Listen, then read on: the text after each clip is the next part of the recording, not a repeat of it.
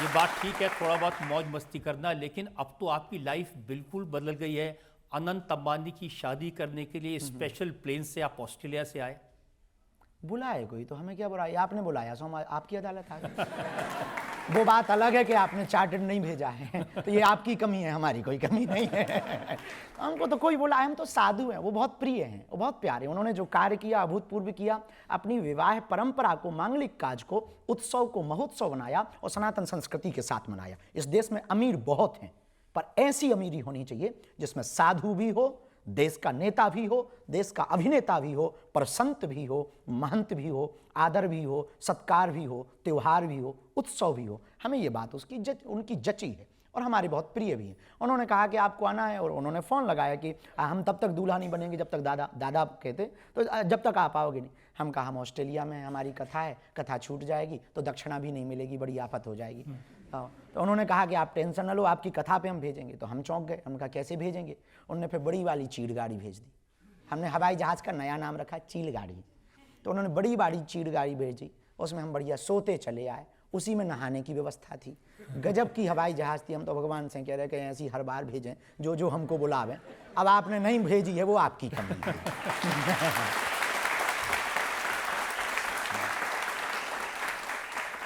और Rolls Royce भी भेजी उन्होंने एयरपोर्ट से लेने के लिए। वो दूसरी बार में, वो बनतारा गए थे, तो बनतारा में वहाँ पर एक छोटा सा क्रम था, अनुष्ठानक क्रम था, तो वहाँ गए थे। तो वहाँ पर हमने नाम सुन रखा था रोल्स रॉय पे, पर बैठे नहीं। पर सच बताएं, जितने भी है अपने बाप की कुछ भी नहीं। मिलती है थोड़ी देर के मिली है मेहमान, जैसे ज़िंदगी में पूरी दुनिया मेहमान है, आती है चली जाती है, यहाँ कोई मालिक नहीं है, सब मेहमान ज़िंदगी में। ऐसे हम भी मेहमान ही हैं। वो बुलाते हैं, कुर्सी पे गुरुजी इस पे बैठ लो। लोगों की प्रसन्नता जिसमें होती है, इनकी प्रसन्नता के लिए कि इनको अगर खुशी मिल रही है, उनको इसमें खुशी मिलती है, हमको ऐसे बैठाने में। उनने देखी होगी हमारी कहानी, प्रेम बहुत करते हैं। तो हमने कहा कोई बात नहीं। अब आपने कहा तो उन्होंने रोल्स रॉय भेज दी, हमने उस पर भी बैठ के मजा ले लिया। उल्टा गेट खुलता है।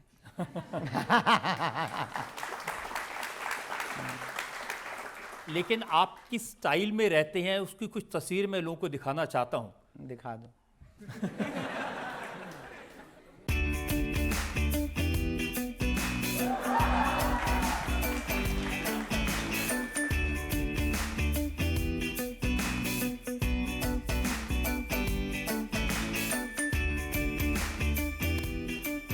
तो आपका चश्मा, आपकी जैकेट, सब कुछ ब्रांडेड है, बड़ी चर्चा होती है इसकी। नहीं, एक ही है, बाकी तो बहुत लो क्वालिटी के हैं। 60-60 रुपया वाले भी हैं, 20 वाले। कोई आता है और इन लोगों की जो हमारे प्रिय हैं, उनकी प्रसन्नता है, जो शिष्य हैं, दीक्षित शिष्य हैं, या जो बहुत प्रिय हैं, प्रेम करते हैं, युवान बच्चे आते हैं, गुरुजी आप एक बार ये पहन के दिखा दो, हमें खुशी होगी। हम पहन लेते हैं और हमें लगता है कि ये बुरा नहीं है। इसलिए बुरा नहीं कि हमने ना तो कभी संन्यास लिया, ना हम साधु हैं। और जब साधु नहीं है, ना हमने ऐसी कोई घोषणा की, तो ये पहनना बुरा नहीं है। जब इस देश में बलात्कार करने वाला करोड़ों के मकानों में रह सकता, नाचने वाला अरबों खरबों के बंगले और गाड़ी में रह सकता, देश में गद्दारी करने वाला, घूस लेने वाला व्यक्ति इस देश में बड़े बड़े बंगलों में, बड़ी बड़ी गाड़ी में रह सकता, तो एक साधु को कोई दे दे और वो चश्मा पहन ले तो वो जी सकता है। यार ये कोई बुराई नहीं है। हाँ, हमारी आसक्ति भी नहीं है, अनासक्ति भी नहीं है, अपेक्षा भी नहीं है और मना भी नहीं। हमें अपेक्षा भी नहीं कि चश्मा ही हो, अपेक्षा ही नहीं है कि रोल्स रॉयल हो। हम बैलगाड़ी पे गए, पर ये किसी ने खबर नहीं दिखाई। हम महाराष्ट्र में बैलगाड़ी पर गए, वहां पर पूरा कीचड़ मच गया था, नहीं थी जाने की व्यवस्था। हम बैलगाड़ी पर कथा करने गए, वो खबर किसी ने नहीं दिखाई। हम साइकिल पर चले, वो खबर किसी ने नहीं दिखाई। इस देश में बहुत कार्य हमने किए, वो किसी ने खबर नहीं दिखाई। पर चश्मा क्या पहन लिया, जैकेट क्या पहन ली, सबने चर्चा कर ली। इसका कारण क्या है कि आप जैसे अपनी कथा में क्या कहते हैं, लगा कि आग दौलत में हमने ये शौक पाले, हमने शौक पाले हैं, और कोई पूछे तो कह देना कि बागेश्वर वाले हैं। हाँ, तो दौलत तो दूसरों की आग लगा रहे हैं आप। नहीं, पहली बात तो लगा के आग दौलत, लगा के आग शोहरत में, लगा के आग दौलत में हमने ये शौक पाले हैं। कोई पूछे तो कह देना हम बागेश्वर वाले हैं। इसका मंतव्य ये है, पहनते हैं, अपना नहीं मानते। हम यहाँ बैठे हैं पर ये अपना नहीं है, इस जगत में है, अपना नहीं है, निर्मोह है। मिल जाए आओ तो वेलकम, ना आओ तो भीड़ कम। तो जो आरती में कहते हैं कि तेरा तुझको अर्पण, क्या लाग है मेरा, हाँ तो उसमें कोई संदेह ही नहीं है। अब किसी की भावनाओं को ठेस नहीं पहुंचा सकते ना। कोई आया है बड़े श्रद्धा भाव से, तो उसकी भावनाओं को कैसे ठेस पहुंचाए।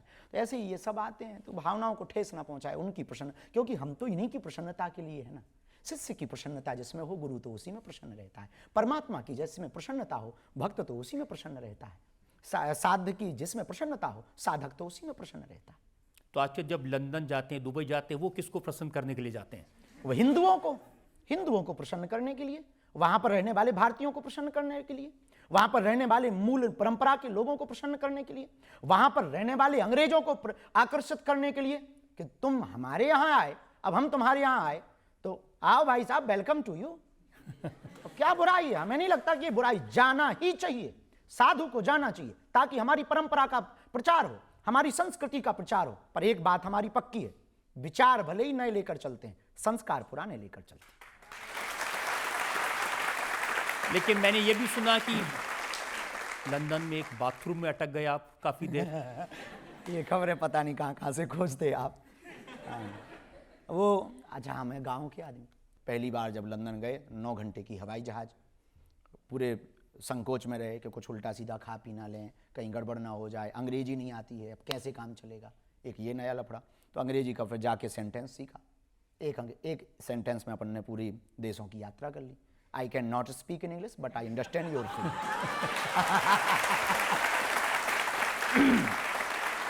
अब जैसे ही हम लंदन उतरे तो हिथ्रो से एक जगह है बेम्बली, तो बेम्बली में चेला जजमान लेने आए, फूल माला चढ़ाई, हमने आशीर्वाद दिया।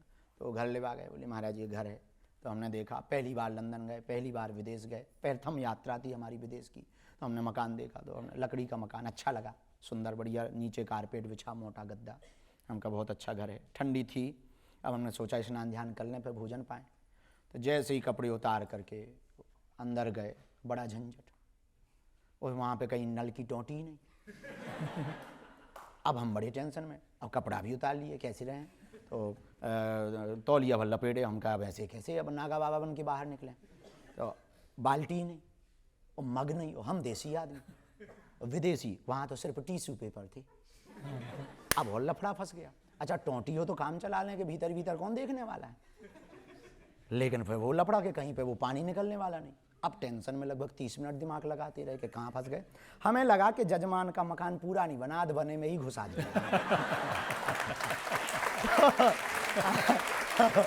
फिर जो बटन लगे, तो हमने कहा बटन है तो मतलब कुछ ना कुछ तो लफड़ा है।